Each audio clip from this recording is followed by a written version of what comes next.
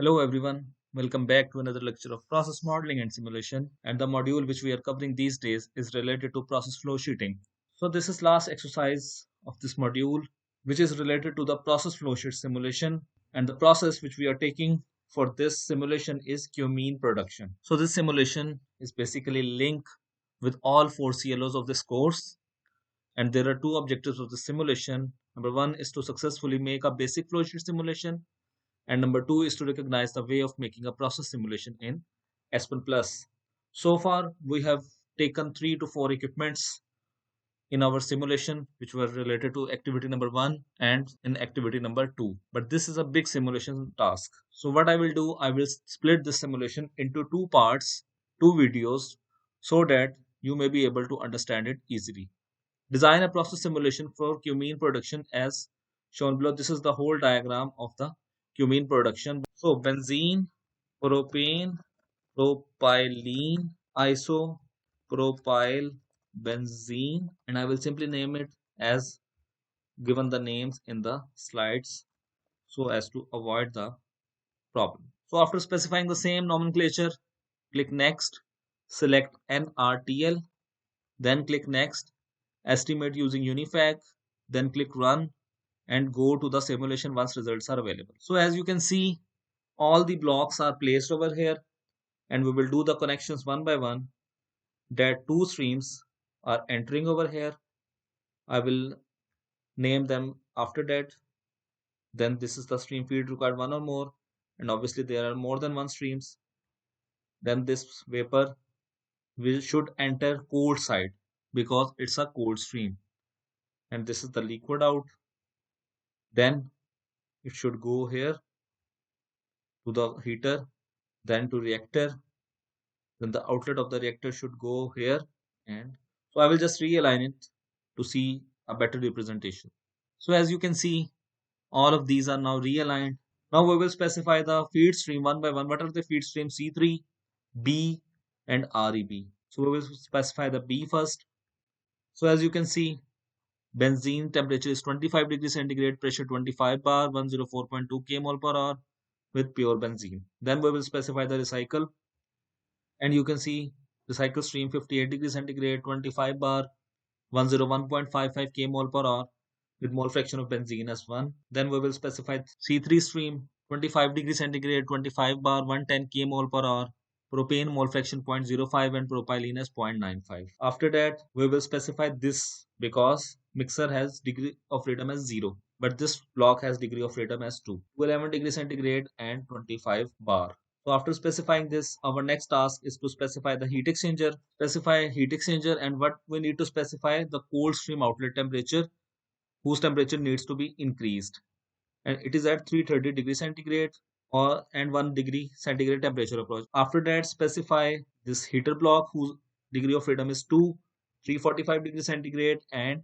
25 bar. So before reactor, all these units have been specified. Now we will move to this reactor, and in this reactor, first we need to specify the reactor type as reactor with constant thermal fluid, and the value of U as given to us 0.065 kilowatt per square meter Kelvin with thermal fluid temperature as 360 degrees centigrade.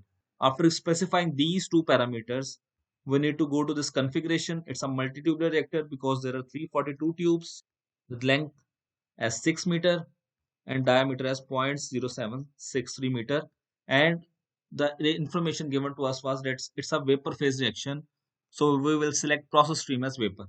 After that, go to this reactions, click on new, OK, and the information given is that it's a power law reaction. So we will specify the power law, but we will go at this later.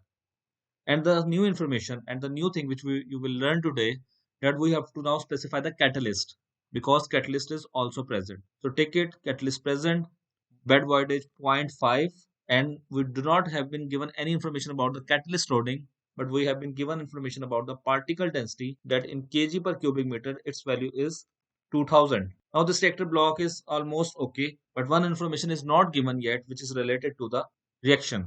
Obviously all are tick, but this reaction set needs to be specified.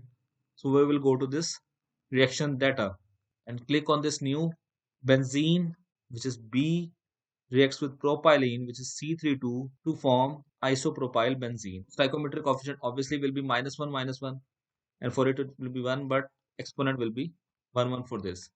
And after that, specify the kinetic data. Go to this paper, and there is no information given to us about the T naught. 2.8 10 raised to power 7 is the value of K, and convert it to kilojoule, and it has now, okay, you can run it, but this is incomplete because you have not specified the second reaction. What it will be doing, that cumene, which is Cu, reacts with propylene, which is C32, to form diisopropyl benzene, para-diisopropyl benzene. So the coefficient again will be -1. For it, the coefficient is 1, exponent 1 for both. And then you have to go to this kinetic data and scroll it down and select the second one. Be careful that you are specifying the right values in the right direction. कि अगर आपने गलत values दे दी, मतलब या part 2 है, point 2 है, second part है, इसमें फर्स्ट की वैल्यू नहीं दे देनी और फर्स्ट वाले में सेकंड की वैल्यू नहीं दे देनी, तो इसलिए आपने रिएक्शंस को बड़े ध्यान से पुट करना है. The phase is vapour 10 raised to power 9 and it is in kilojoule per kmol. After that, simply run, and once after running, you see results are available. So simply go to main flow sheet. You are basically interested in R1 out and EX1 out and H1 out. 1, 2, 3. So what I will do, I will right click it, go to the results, then I will scroll it down, select R1 out, and which is the third one, EX1 out, because these are gonna affect the things. Now, if you see, the temperature of R1 out is 432.085, and if I take you to the mole fraction, so these requirements have been met as given. This is how basically you simulate the combination of various equipment.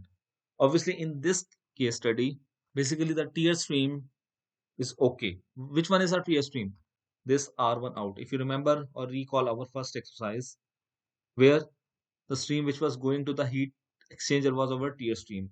And go to this result summary, and in convergence under tear stream, you can see that R1 out is your tear stream, which is converged, maximum error tolerance 0, maximum error tolerance 0, absolute error 0, solver block 1. 0 means no error. All things are okay. So that's how you simulate the flow sheeting using the tear stream. But obviously, this one will be our major tear stream, this REB, because it will be coming from the distillation column. But how? We will see it in the next lecture. So please save this file, keep it in your database, so that when we will come back in the next video, we will start from here, from this point, which will be going to the cooler block, then to flash separator, pump, 2 columns. So that's it from this lecture. Thank you so much.